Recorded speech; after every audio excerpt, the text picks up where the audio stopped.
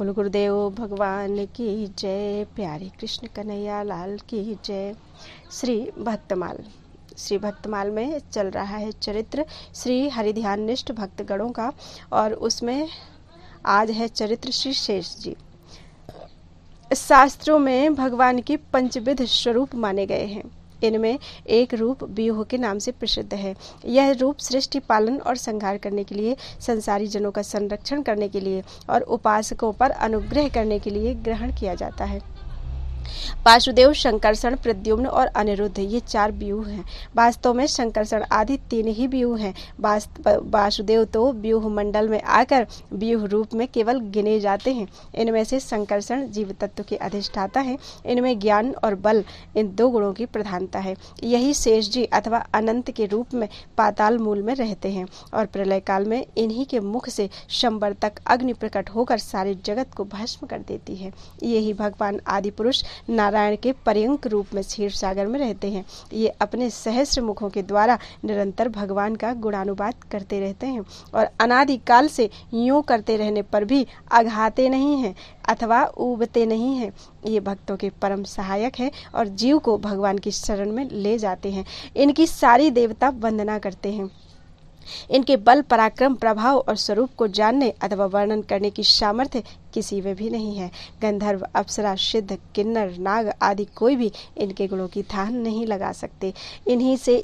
इसी से इन्हें अनंत कहते हैं। ये पंचविध ज्योति सिद्धांत के प्रवर्तक माने गए हैं। ये सारे विश्व के आधारभूत भगवान नारायण के श्री विग्रह को धारण करने के कारण सब लोगों में पूज्य और धन्यतम कहे जाते हैं। ये सारे ब्रह्मांड को अपने मस्तक पर धारण किए रहते हैं। ये भगवान के निवास, शैया, आसन, पादुका, वस्त्र, पादपीठ, तकिया तथा छत्र के रूप में शेष अर्थात अंगीभूत होने के कारण शेष कहलाते हैं।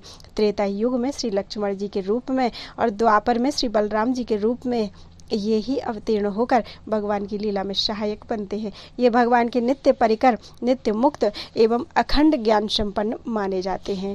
बोलो वृंदावन बिहारी लाल की जय।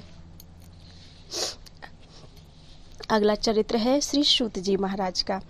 आलोंग्य सर्वशास्त्राणि विचार्य च पुनः पुनः इदमेकं सुनिष्पन्नं ध्येयो नारायणः सदा।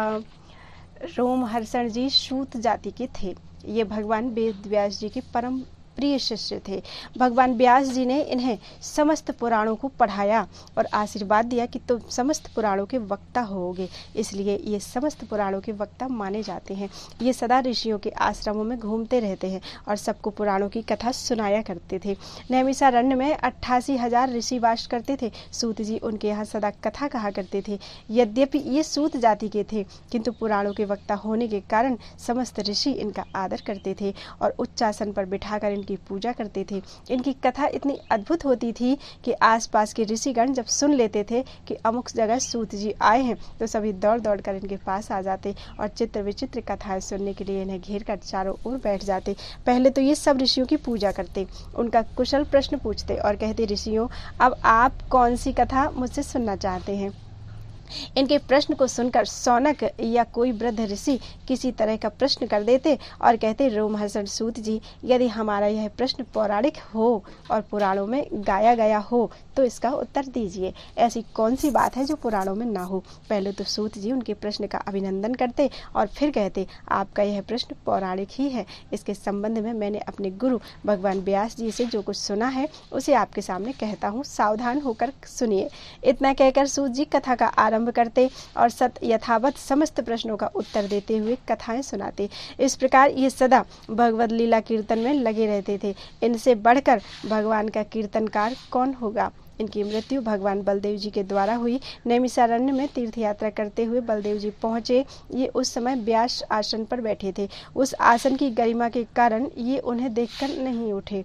इस पर बलराम जी को क्रोध आ गया और इन्होंने इनका सिर काट लिया। ऋषियों ने बलराम जी से कहा, यह आपने अच्छा नहीं किया। हमने इन्हें दीर्घ आयु देकर इस उच्चासन पर बिठाया था। आपको ब्रह्म हत्या का पाप लगा है, आप प्रायश्चित करें। ऋषियों की आज्ञा बलदेव जी ने सिरोधार्य की और उन्होंने जैसा प्रायश्चित बताया था वैसा किया।